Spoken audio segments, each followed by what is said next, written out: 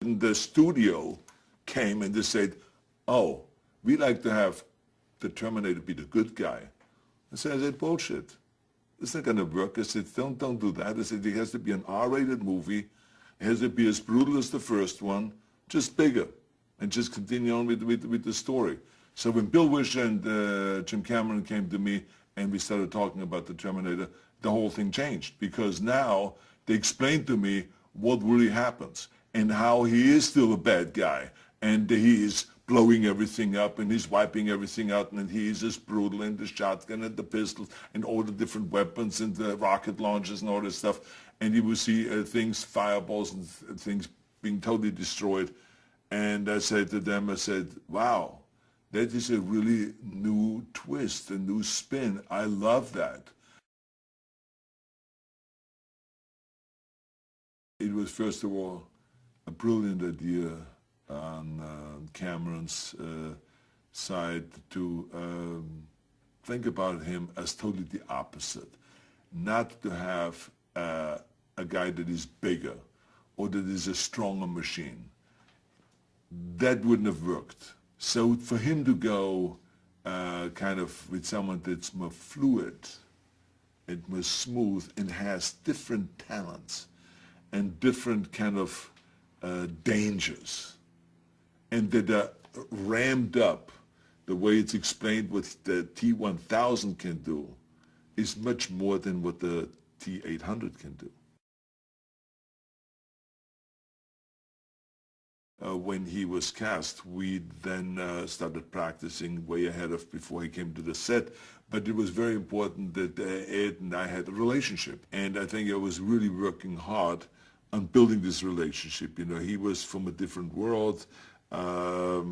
He had a tough upbringing. And so I started, you know, including all that in our relationship. And I hung out with him not just on a set, but also off the set. And we created a really good relationship so that we really became buddies.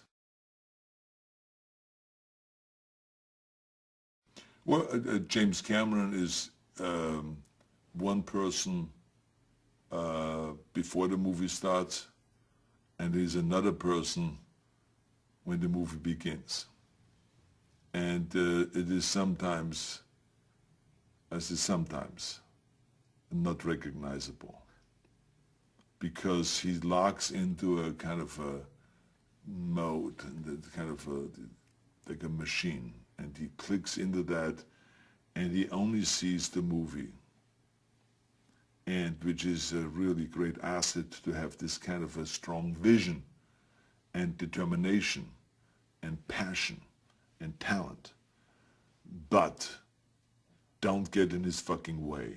I think to me, personally, it makes no difference at all, because I'd rather have someone that has a great vision and that can really direct and knows exactly what he's talking about and not second guessing, and is tough on everybody on the set and is tough on everybody in the studio system and everyone else.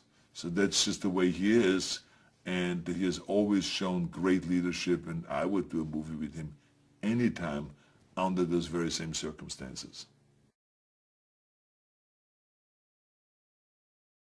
I think that Terminator 2 is one of those movies that people still talk about as if it just came out yesterday.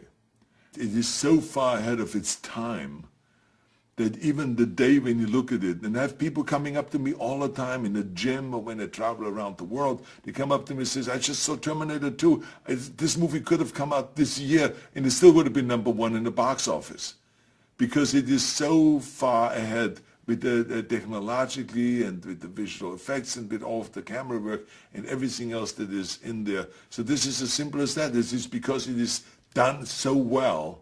And Cameron is such a great filmmaker. That's why everyone talks about it still today. And this is why you can bring it out now in 3D.